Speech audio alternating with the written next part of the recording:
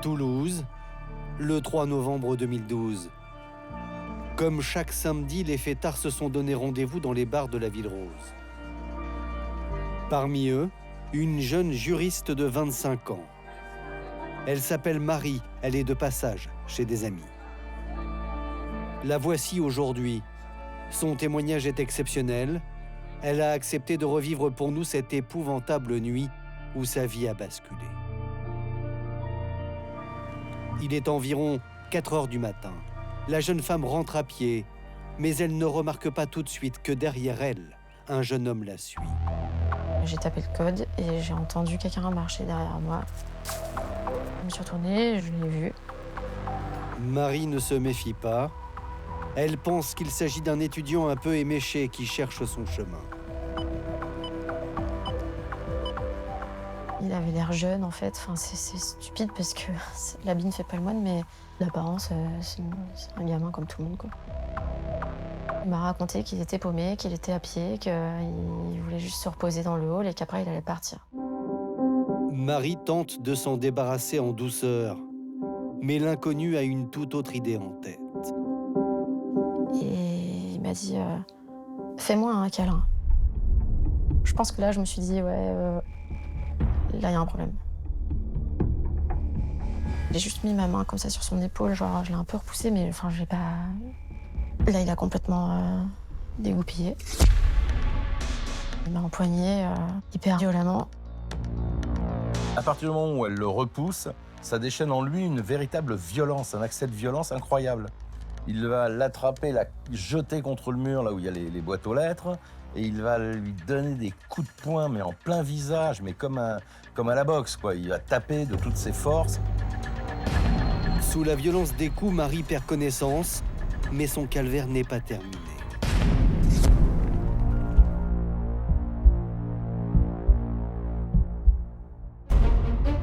Au cœur de cette affaire hors norme, 7 jeunes femmes qui ont croisé la route d'un redoutable prédateur. Un homme au-dessus de tout soupçon qui, pendant de longs mois, a réussi à passer entre les mailles du filet jusqu'à commettre une erreur. C'est un garçon qui sort beaucoup. Il se manifeste sous l'apparence du chevalier servant. Et bien sûr, là, le piège se referme. C'est un serial violeur. En 11 mois, 7 victimes. On a le sentiment qu'il est au-dessus de tout, au-dessus des lois. On a quelqu'un qui a un sang-froid remarquable. Rien n'est fait au hasard. On s'est privé d'une chance d'interpeller un violeur. Une victime, ça fait pas de bruit. On vous explique, on s'en fout, quoi. Dans cet immeuble du centre-ville de Toulouse, Marie est en plein cauchemar. Après avoir été sauvagement agressée au point de s'évanouir, la jeune femme revient à elle et son bourreau n'en a pas fini. Il était à califourchon sur moi et m'étranglait avec ses 2 mains.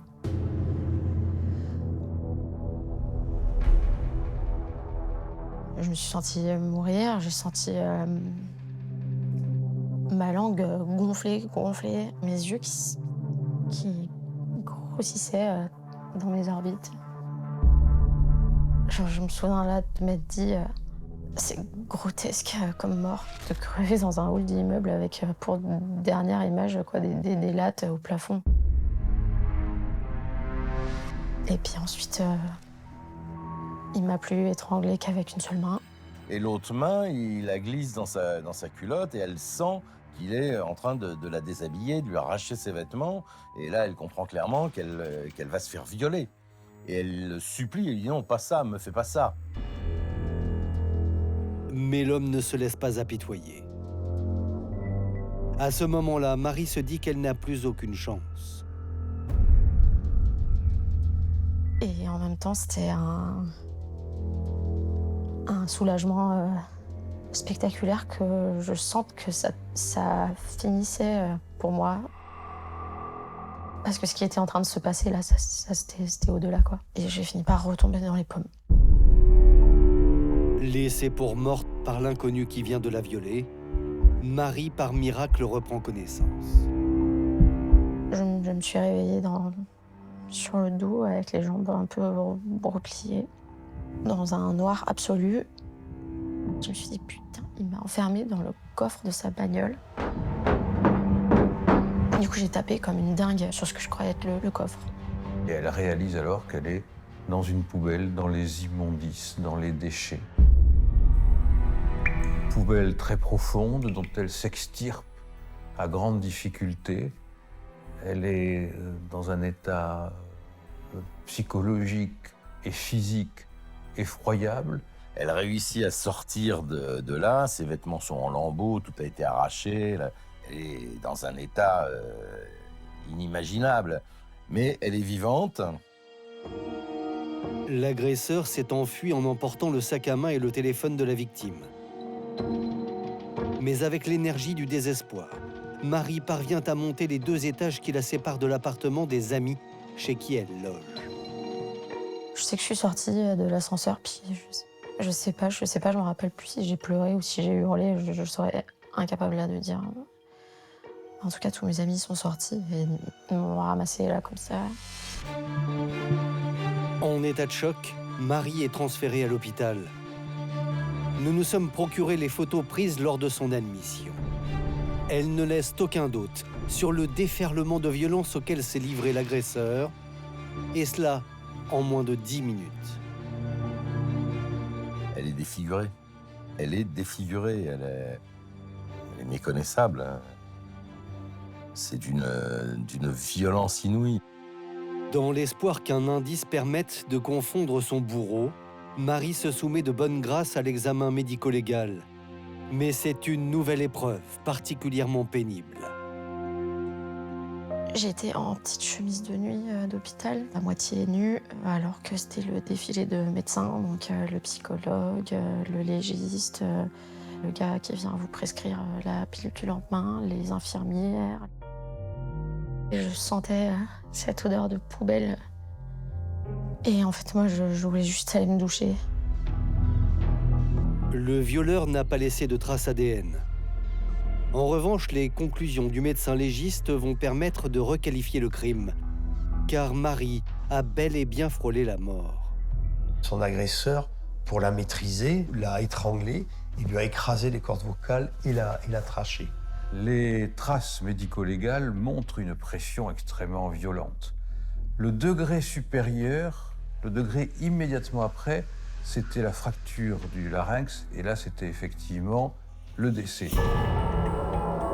C'est donc pour viol, mais aussi et surtout pour une tentative d'homicide que la brigade criminelle de Toulouse est aussitôt saisie.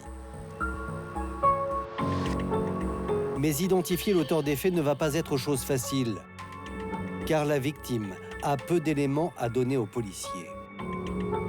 Elle décrit un type d'environ 1m80, 85 peut-être, assez mince mais sportif, les yeux bleus et les cheveux blonds très courts, plutôt type de bonne famille, quoi, pas le gendre idéal mais pas loin. L'audition des amis de Marie va livrer un autre détail surprenant. De l'appartement situé au 2e étage, ils n'ont rien entendu. Mais un peu plus tard, dans la soirée, chose incroyable, ils ont eu l'agresseur au téléphone. Pendant cette agression, les amis s'inquiètent et évidemment vont appeler Marie. Le téléphone sonne et c'est l'agresseur qui va répondre. Et là, il donne une explication un peu particulière. Elle n'est pas là, elle est aux toilettes, ne vous inquiétez pas, elle va revenir. Le coup de bluff de l'agresseur fonctionne, les amis de Marie sont rassurés. De son côté, la police scientifique se rend dans l'immeuble où se sont déroulés les faits. Et même si les lieux sont difficiles à analyser, les experts vont avoir de la chance. Les experts vont venir pour faire un certain nombre de prélèvements sur les poignées de porte, sur tout ce qui a pu être touché ou manipulé par l'auteur de cette agression. C'est un peu mission impossible parce qu'on est dans des lieux de passage. Donc, dans ces cas-là, ce que les policiers font, c'est qu'ils relèvent le plus d'empreintes possibles ADN et digitales. Et ensuite, ils font ce qu'on appelle des éliminations. C'est-à-dire qu'ils vont aller voir tous les locataires de l'immeuble, ils leur prennent leurs empreintes et ils les comparent et ils les excluent. Parmi les nombreuses traces identifiées, un ADN provenant de la poignée de porte du local à poubelle va parler. et va livrer le nom d'un suspect. On va s'apercevoir que c'est quelqu'un qui a déjà fait l'objet d'une plainte pour viol dans l'ouest de la France. Donc son ADN existe et il est au fichier des personnes auteurs d'agressions sexuelles. Un violeur déjà fiché qui récidive, l'affaire pourrait être d'une sordide banalité. Seulement l'homme sur lequel les policiers veulent mettre la main au plus vite est à peine sorti de l'adolescence. Il s'appelle Florian Varin et a tout juste 21 ans.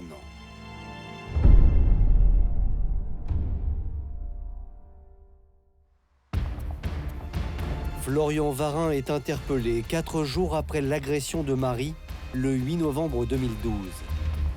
Lors de sa garde à vue, les policiers du commissariat de Toulouse sont troublés de se retrouver face à un suspect au visage d'ange. Le terme de beau gosse, je trouve, le résume assez bien. On devine que c'est quelqu'un qui a dû plaire. C'est un garçon qui sort beaucoup, qui fréquente les boîtes de nuit, les bars, qui fait le beau, entre guillemets, qui a une belle voiture, qui en est fier et qui drague des jeunes filles. Voilà. Et vous allez le voir, malgré son jeune âge et la gravité des accusations portées contre lui, le playboy Florian Varin va faire preuve d'un aplomb surprenant. La première réaction de ce garçon, c'est de dire mais, qu'est-ce qui se passe? Qu'est-ce que vous me reprochez? Donc on lui dit on vous reproche un viol et une tentative de meurtre. Il dit mais non, vous vous trompez, pas du tout. Le jeune homme est catégorique. Dans la nuit du samedi 3 au dimanche 4 novembre, il faisait la fête avec des copains à Toulouse. Il a d'ailleurs posté plusieurs photos sur son profil Facebook. Vers 4 heures du matin à peu près, eh bien, il va décider de reprendre la route pour finalement, une fois arrivé dans son véhicule, s'apercevoir qu'il n'est pas en capacité de conduire. Il s'est endormi dans son véhicule et que quand il s'est réveillé, il est tout simplement rentré au domicile de son frère au petit matin. Et lorsque les enquêteurs lui demandent s'il a croisé Marie dans la soirée, le suspect est formel. Jamais je n'étais en contact avec cette jeune femme. Je ne la connais pas. Jamais je n'ai croisé cette fille. Mais les dénégations de Florian Varin vont se heurter à un témoignage. Marie, sa victime, le reconnaît sans hésiter. Ils m'ont présenté tout de suite une planche photographique et j'ai identifié très formellement mon agresseur, le numéro 6. Voilà. Et puis un autre élément met à mal les déclarations du suspect. Car dans sa voiture, 2 objets interpellent les policiers. Ils vont retrouver des éléments, notamment un trousseau de clés et également un miroir qui appartiennent à la victime. Donc là, ils disent, au gardé à vue, ils disent « Attendez monsieur, ça, qu'est-ce que c'est ?» Et là, il s'adapte, il change de version, il dit « Ah oui, c'est vrai, j'avais oublié, j'ai rencontré une fille dans un bar, on s'est dragué, voilà. Je l'ai raccompagnée chez elle. » À l'écouter, c'était moi qui l'avais aguiché, que je lui aurais indiqué limite moi-même le local à ordures pour avoir des relations sexuelles. Et puis que, c'est vrai, au bout d'un moment, il s'était rendu compte que je n'étais pas trop d'accord. Florian Varin a plus d'un tour dans son sac. Il change de stratégie et explique finalement que Marie aurait subitement changé d'avis. Et même que c'est elle qui l'aurait frappé en premier. Florian Varin va expliquer que Marie Levacon va réagir, lui donner un coup de genou qui va susciter chez lui ce retour d'agressivité. Il dit je l'ai frappé, je lui ai mis des gifles, gigoté dans tous les sens, je l'ai tenue par le cou pour qu'elle se taise, je l'ai faite tomber au sol, je me suis mis à califourchon sur elle, elle a perdu connaissance. Si Florian Varin reconnaît l'agression, il nie les faits de viol et rejette en bloc la tentative d'homicide par strangulation. Pourtant, face à sa victime inanimée au sol, il n'a rien fait pour lui venir en aide. Pire, il s'est débarrassé d'elle. Il va très rapidement paniquer parce qu'il entend du bruit dans la rue et dans l'immeuble, que tout est vitré. Et il va se diriger vers un conteneur à poubelle et il met Marie Levacon dans une benne à ordures. Face à un tel comportement, les enquêteurs ne croient pas une seule seconde au scénario du jeune homme éconduit et victime d'un coup de folie passager. Pour les policiers, ils ont interpellé quelqu'un qui était dangereux. Ils étaient convaincus qu'ils étaient face à un violeur en série. Je pense pas que quelqu'un qui a jamais fait ça avant puisse faire preuve d'autant de maîtrise dans l'agression. Il y en avait plein d'autres, c'était sûr. Les policiers vont alors tenter de retracer le parcours criminel de Florian Varin et ce qu'ils vont découvrir est bien au-delà de ce qu'ils pouvaient imaginer. Souvenez-vous, si Florian Varin a pu être identifié si rapidement, c'est que son ADN était fiché. En effet, 8 mois plus tôt, en avril 2012, Claire, une jeune fille de 17 ans, a porté plainte contre lui. Les faits se sont déroulés à 700 km de Toulouse, en Bretagne, à Locminé. Cette jeune femme indiquera avoir rencontré Florian Varin par des échanges sur un site de rencontre. Ils se retrouvent, Florian lui propose de monter faire un tour en voiture. Il va prendre un petit chemin totalement isolé et il va lui demander un câlin. À partir du moment où cette jeune fille refuse de faire un câlin à Florian, c'est changement d'attitude totale. Il devient extrêmement violent, il l'attrape par les cheveux, il l'emmène sur le siège arrière et il la viole. Florian Varin aurait ensuite raccompagné la jeune fille à son domicile, comme si de rien n'était.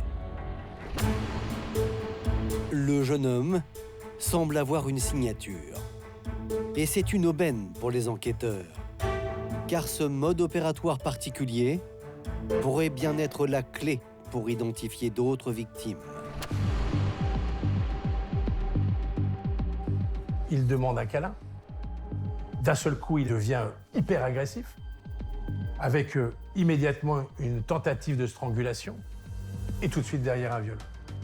Alors, pour retrouver d'autres victimes de Florian Varin, les policiers ont une arme redoutable, un logiciel spécialement conçu pour cela, le Salvac.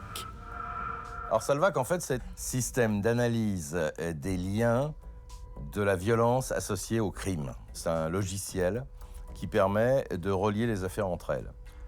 C'est-à-dire par le mode opératoire, par le vocabulaire utilisé par l'agresseur, par le lieu, par les horaires. Et justement, dans l'ingénieux système informatique, il y a plusieurs affaires de viol qui sont recensées et qui collent parfaitement avec le profil et le mode opératoire utilisé par Florian Varin. Au Mans, le 15 décembre 2011, une jeune fille de 19 ans est violée à son domicile par un certain Florian. Ensuite, à La Rochelle, le 12 août, une mineure, 17 ans, qui est agressée alors qu'elle rentre de boîte de nuit. Le 14 octobre, le même scénario se répète à Étré. C'est une adolescente de 17 ans qui rentrait, elle aussi, de boîte de nuit. Et encore, le 21 octobre 2012, à Niort, une jeune fille de 19 ans dépose plainte pour avoir été violée à son domicile par un certain Florian. Chaque fois, le récit est le même. Un beau jeune homme blond leur a réclamé un câlin avant de les étrangler et de les violer. Il a une stratégie qui est bien rodée. Il se manifeste sous l'apparence du chevalier servant. Et bien sûr, là, le piège se referme. C'est ce qui est arrivé à Camille le 16 septembre 2012 alors qu'elle sortait d'une discothèque en plein cœur de Rennes. Elle devait repartir en voiture avec un ami, mais elle se retrouve seule, sans aucun moyen de rentrer chez elle. C'est alors qu'un jeune homme l'accoste et lui propose de la ramener. Il présente bien déjà. Il m'a même dit à un moment qu'il ne laisserait pas sa petite sœur rentrer toute seule. C'est quelqu'un qui est prévenant, quoi, qui préfère me ramener en sécurité dans sa voiture. Rassurée, Camille accepte de monter avec lui. Mais elle va vite basculer dans l'horreur. Car quelques kilomètres plus loin, le conducteur s'engouffre dans un chemin isolé. Je lui demandais ce qu'il faisait, il me fait « j'ai envie de pisser ». Et je sors, je lui dis « bah moi je vais rentrer quoi ». Il me fait « non, fais-moi un câlin ». Je lui dis « non ». J'avais ma bombe lacrymogène dans la main, je lui fais juste une accolade, je lui tape dans le dos et je dis c'est bon, maintenant on rentre. Et du coup là j'essaye de partir. Et il me rattrape par les cheveux, il me fait une clé de bras, il m'arrache à la lacrymo et il me fait tomber par terre. Il m'a dit maintenant tu te relèves et tu bouges plus.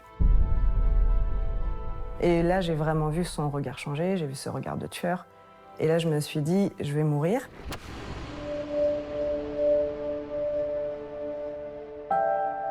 Je me rappelle pendant mon viol, je regardais les lampadaires en me disant mais même si je m'enfuis, en fait les lampadaires ils sont trop loin, j'y arriverai jamais. Je bloquais sur ces lampadaires pour pas penser à ce qu'il était en train de me faire. Lorsque l'agresseur se décide enfin à libérer Camille, c'est pour la ramener au bout du chemin et la laisser errer, à garde, au beau milieu de la nuit noire. J'ai repris mon portable, j'ai appelé ma mère, elle me dit t'es où? Je fais je sais pas, elle me fait cours. Et du coup je me suis réfugiée près d'un abribus et ma mère est venue me chercher. Son histoire, Camille est venue la raconter au commissariat central de Rennes, quelques minutes après son agression. Et contre toute attente, le dépôt de cette plainte restera lettre morte. Le commissaire me dit il faut que tu dises qu'on ne le retrouvera jamais. Il faut que tu vives avec ça, il faut que tu avances, parce qu'on a très peu de chances de le retrouver. Quelques mois plus tard, déjouant le pronostic du policier, le violeur de Camille sera arrêté. Elle est bien l'une des victimes de Florian Varin, identifiée grâce au logiciel Salva. Au total, ce sont donc 7 jeunes femmes, âgées de 17 à 25 ans, qui sont tombées entre les mains du même prédateur. C'est un serial violeur, en 11 mois, 7 victimes. Donc il est parti, Florian Varin.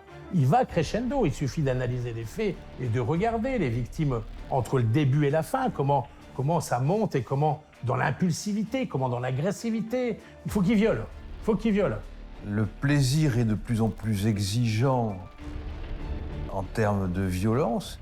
Il faut aller plus loin, non seulement dans l'extrême violence, mais dans le risque qu'elle procure. Et c'est le prélude à une carrière de tueur en série. Ça peut l'être, c'est une potentialité. Alors, comment, malgré 6 plaintes déposées contre lui, ce redoutable prédateur sexuel a-t-il pu continuer à violer? Et pourquoi a-t-il fallu attendre la tentative de meurtre sur Marie pour voir les policiers réagir? L'affaire Varin, vous allez le découvrir, c'est toute une série de négligences de la part des policiers. Négligence aux conséquences dramatiques.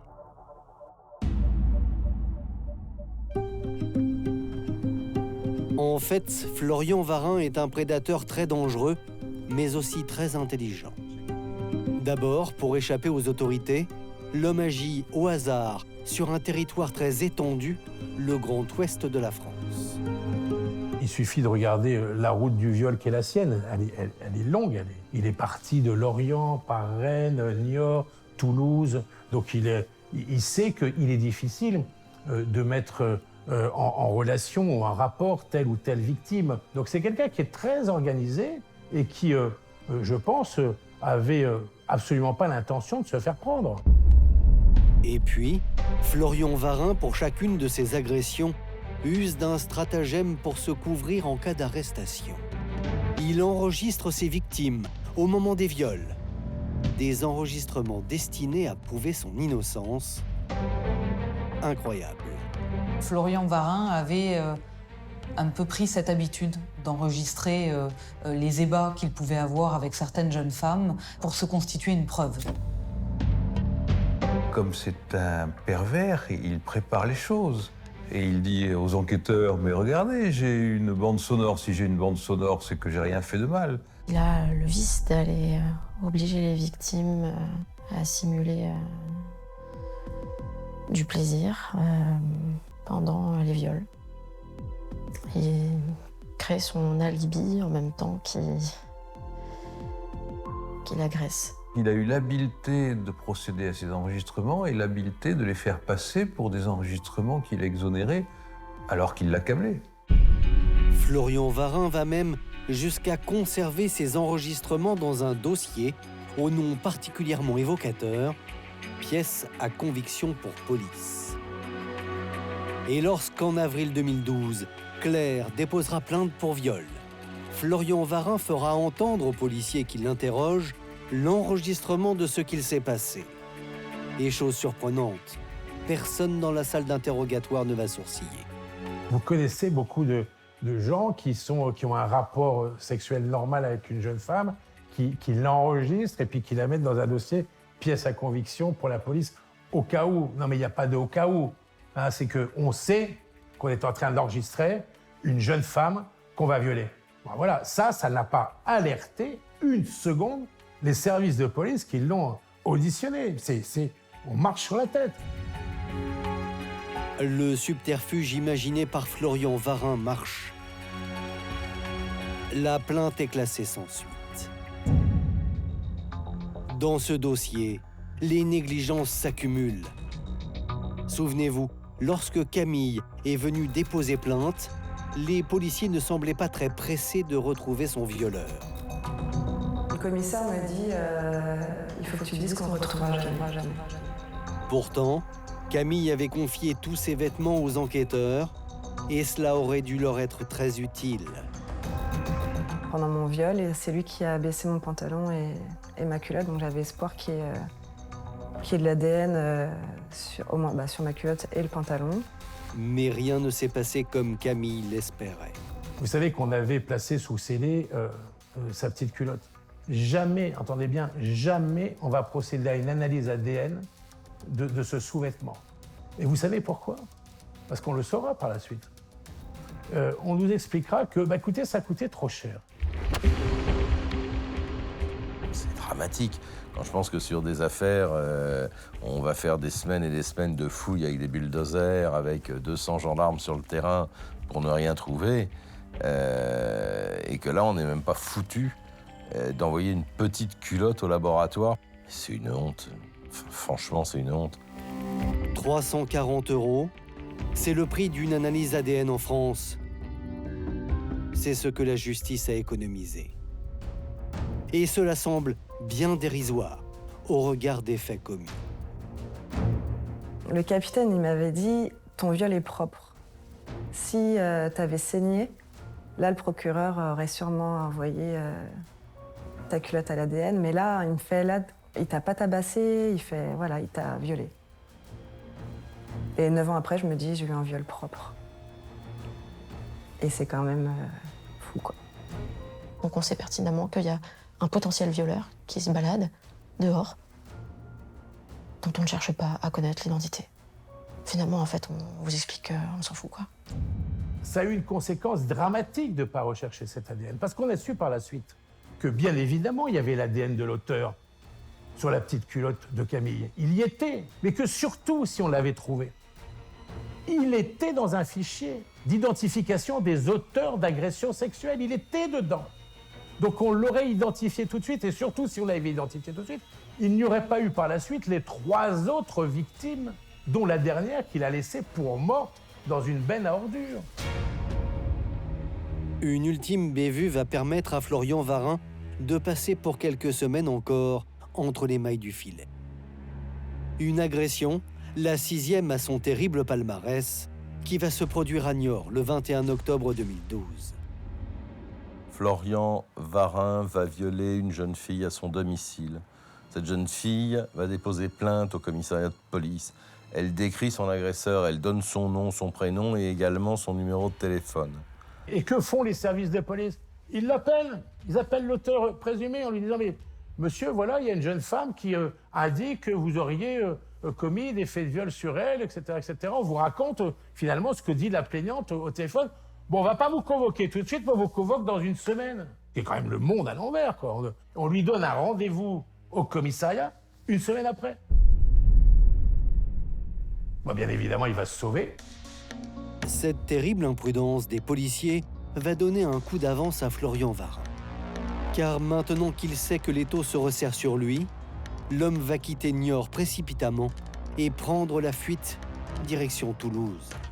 Se croyant toujours insaisissable, il va s'attaquer à Marie, sa 7e victime, et cette fois, il ne va pas s'en sortir.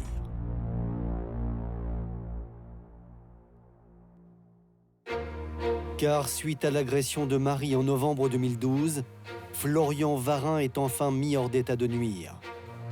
Il est placé en détention provisoire à la maison d'arrêt de Saïs, dans la banlieue de Toulouse. À chaque audition devant le juge, avec un aplomb incroyable, l'homme refuse de reconnaître les faits qui lui sont reprochés. C'est vrai qu'il va avoir une posture qui est particulièrement détestable. Je résume, mais elles ont eu la chance de pouvoir avoir une relation avec lui, donc de quoi donc se plaignent-elles? Il a une posture extrêmement arrogante, on a le sentiment qu'il est au-dessus de tout, au-dessus des lois, et qu'il ne comprend absolument pas de quoi on l'accuse. Cette attitude de toute puissance va même se manifester au moment des confrontations avec les victimes. Le juge compte pourtant sur la présence des jeunes femmes pour intimider le suspect. Mais c'est tout l'inverse qui va se produire. C'est peut-être complètement idiot, mais on a la trouille qui vous saute dessus. Face à Marie, Camille et ses autres victimes, Florian Varin joue la carte de la provocation. La première phrase qu'il dit, c'est que j'ai joui. Lors de mon viol, pour lui, c'était pas un viol, mais il dit que j'ai joui, qu'il comprend pas, que j'étais consentante. Non seulement Florian Varin nie l'évidence, mais le suspect va abattre une nouvelle carte. Il va se victimiser en parlant de son passé pour tenter d'apitoyer le juge d'instruction.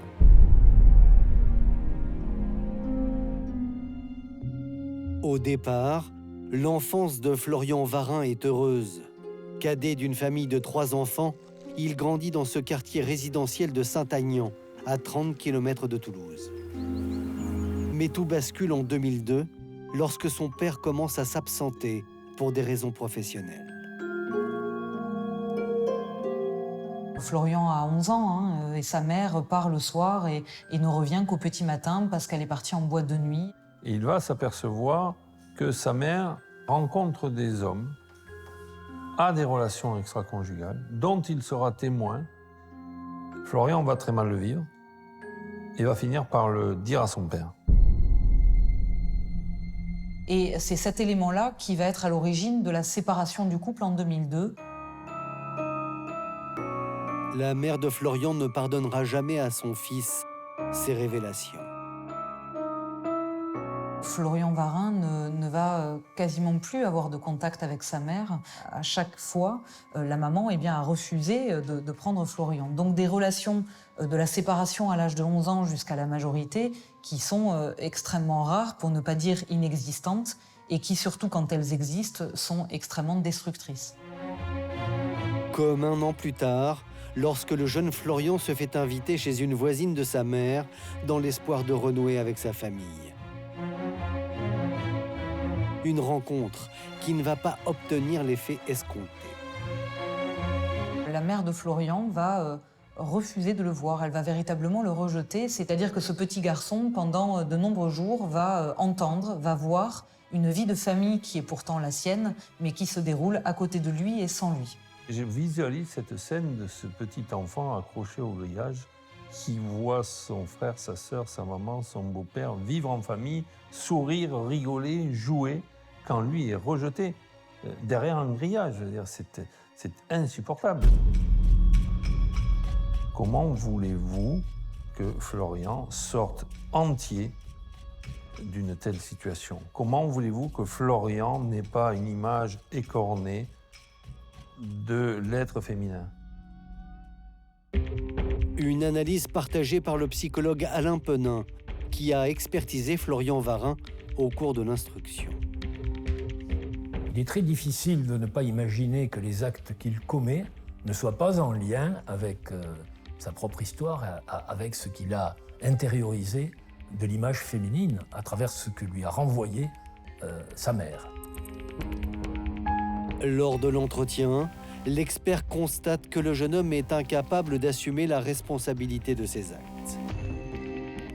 Florian Varin est tout à fait complaisant lorsqu'il s'agit de parler de lui, de sa vie. Il est par contre beaucoup plus tendu dès lors que l'on aborde les faits parce qu'il est dans une attitude de revendication. Il va même jusqu'à accuser le magistrat instructeur d'avoir vraisemblablement des problèmes sexuels pour s'acharner comme cela contre lui. On a le sentiment que si à ce moment-là, Florian réalise et reconnaît ce qu'il a fait, eh bien, il va tout simplement s'effondrer d'un point de vue psychique. C'est au tour d'un accusé dans un déni total que va s'ouvrir le 8 juin 2015 le procès de Florian Varin. Devant les assises de la Haute-Garonne, le jeune homme va devoir s'expliquer devant les 7 parties civiles. Mais ce rendez-vous judiciaire tant espéré par les victimes va prendre un tour inattendu, car vous allez le voir, une autre affaire va s'inviter en plein procès, celle de la mort inexpliquée d'une jeune fille de 16 ans, Céline Giboire.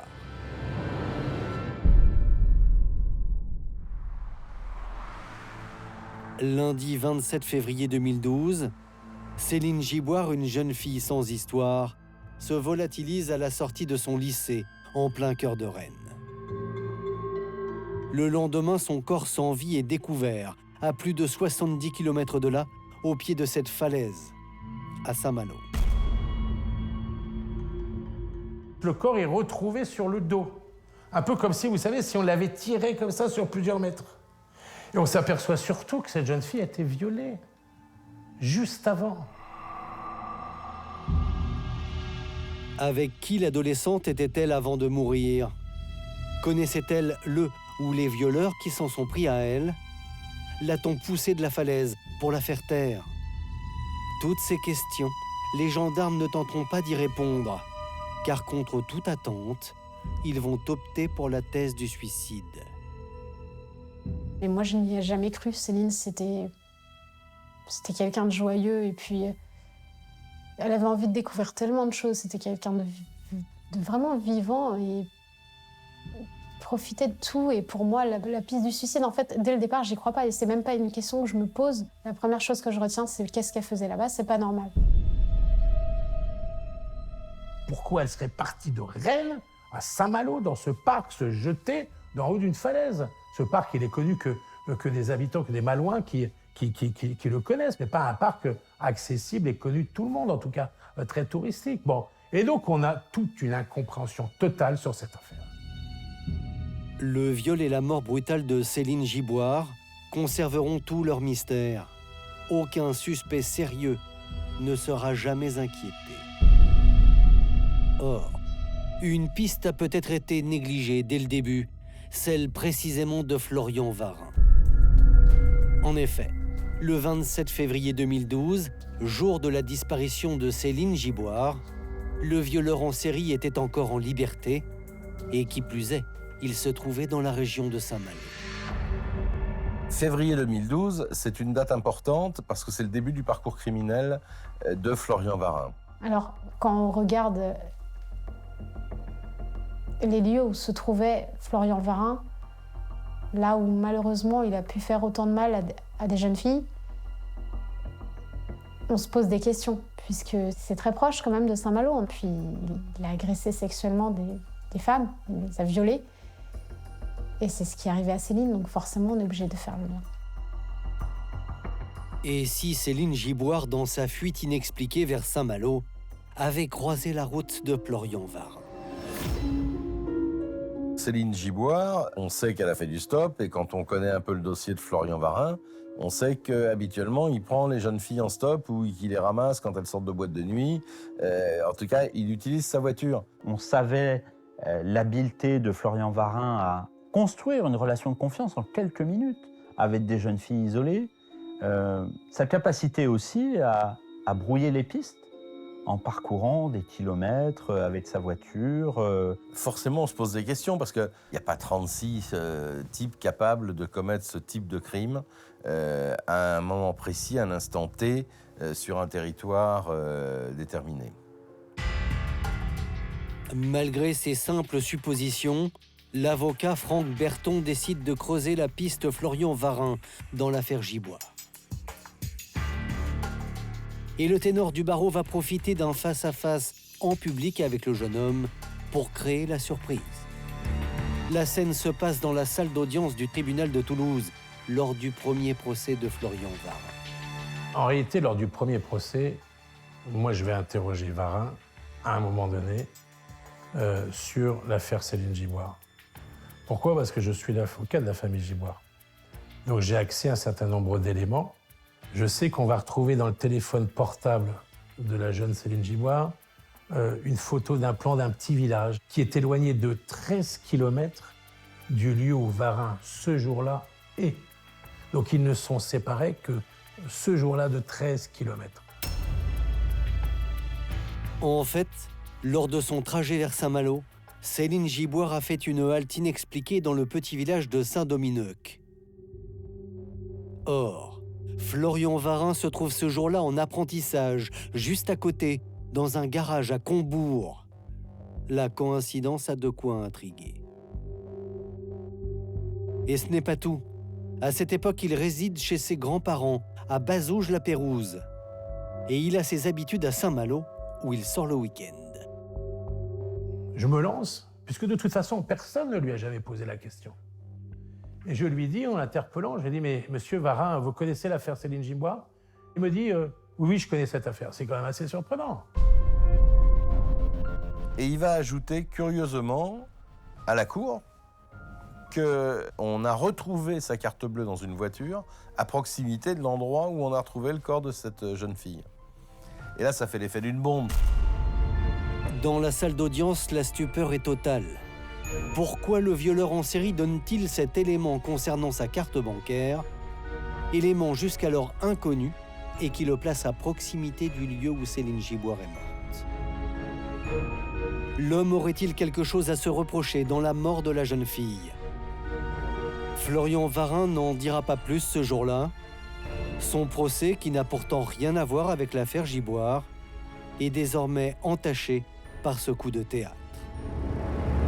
Cet élément-là va semer bien évidemment le trouble chez les jurés et est certainement aussi une des raisons pour lesquelles la peine a été extrêmement lourde. Je crois qu'on a agité devant les jurés un peu le spectre de la peur. Florian Varin est condamné à une peine de 30 années de réclusion, assortie d'une rétention de sûreté. Une mesure extrêmement rare qui témoigne de sa dangerosité criminelle. L'homme fait appel de sa condamnation et dans l'attente de son deuxième procès, la justice va vérifier sa possible implication dans l'affaire Giboire. L'enquête sur la mort de cette jeune fille est relancée. Seulement après vérification, Florian Varin a un alibi qui le disculpe. En l'occurrence, on va auditionner le dirigeant du garage dans lequel il était en stage au moment des faits, en 2012. Ce dirigeant d'entreprise va attester de la présence de Florian Varin dans l'enceinte de l'entreprise ce jour du 27 février 2012. De plus, le téléphone portable du violeur en série ne borne pas dans les environs de Saint-Malo le jour de la disparition de Céline Giboire. Rien ne permet donc d'impliquer Florian Varin dans la mort mystérieuse de cette adolescente. Au final, il va être entendu 2 fois très brièvement par les services de gendarmerie avec très peu de questions et puis finalement, il va être considéré qu'il n'avait rien à voir avec cette affaire. Il n'est responsable de rien et il a été démontré que le soir des faits, Florian Varin n'était pas à Saint-Malo. Fin de l'histoire. Près de 10 ans après la mort de Céline Giboire, ses proches espèrent que de nouveaux témoignages permettront enfin d'élucider le drame qui les a frappés.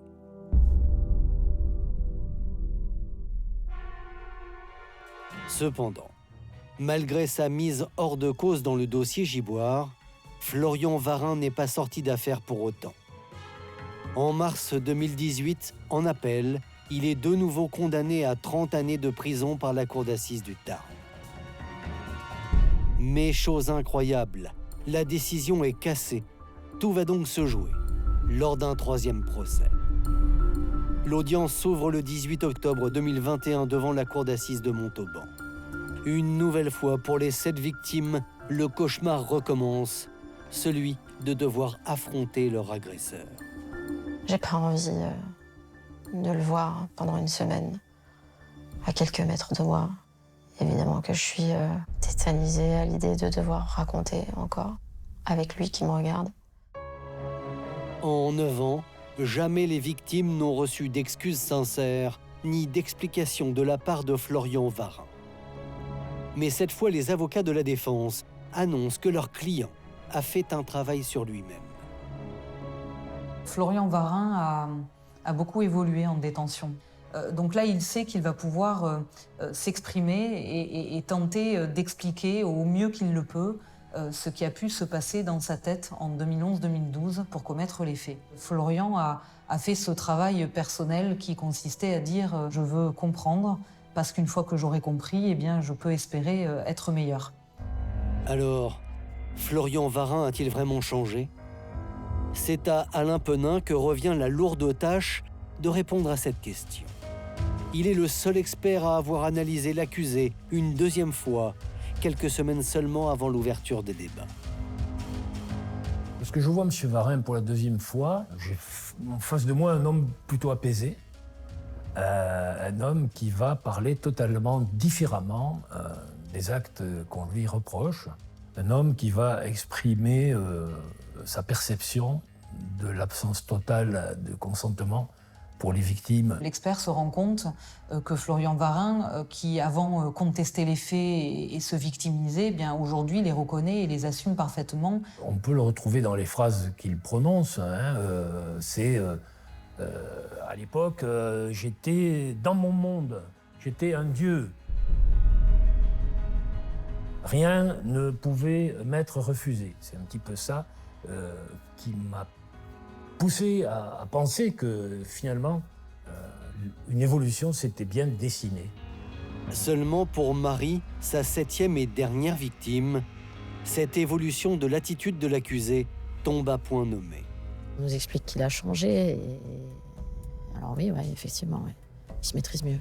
Il sortira, il sera plus dangereux, ça c'est mon sentiment. Il recommencera. Ouais. Quand il dit qu'il n'est plus celui qu'il était,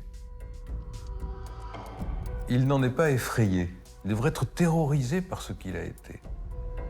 Et je ne sens pas cette terreur dans sa façon de s'exprimer. Alors s'agirait-il d'un énième stratagème de Florian Varin pour espérer une peine moins lourde? La question se pose. Car si au cours de ce procès, l'accusé reconnaît tous les viols, il nie en bloc la tentative de meurtre de Marie. La tentative de meurtre, c'est ce qui peut le faire monter à la réclusion criminelle à perpétuité. Donc les avocats, vous imaginez bien que le seul truc qu'ils veulent faire tomber dans cette histoire, c'est la tentative d'homicide. Parce que ça ramène à 20 ans le maximum de la peine encourue. Ah, c'est aussi simple que ça, c'est mathématique. Hein. Le 22 octobre 2021, après 4 heures de délibéré, la sentence tombe. 28 années de réclusion criminelle, avec une peine de sûreté de 18 ans. Tous les crimes sexuels sont reconnus, mais aussi et surtout la tentative d'homicide sur Marie. Nous pouvions nous y attendre, mais pour autant, il était important que ça soit discuté, et cela a été discuté contradictoirement. C'est important de reconnaître qu'il a essayé de me tuer. Voilà, bien sûr, c'est fondamental. Si c'est pas reconnu par lui, au moins que ça le soit par la justice. Ben voilà. Pour les victimes, ce verdict signe la fin d'un long combat judiciaire. Mais une autre bataille les attend, celle de vivre coûte que coûte, malgré la blessure infligée par Florian Varin. Il a gâché ma vie, en fait. Complètement. J'ai peur tout le temps. Tout le temps, je suis tout le temps en train de me retourner. Je suis jamais seule, surtout. Ma vie est détruite. Il dit qu'il a tué personne, mais moi, il m'a tué de l'intérieur. En tant que femme. Une victime, ça fait pas de bruit. Quand c'est toujours en vie, ça fait pas de bruit. Ça, personne ne s'en préoccupe, et je trouve ça franchement dommage.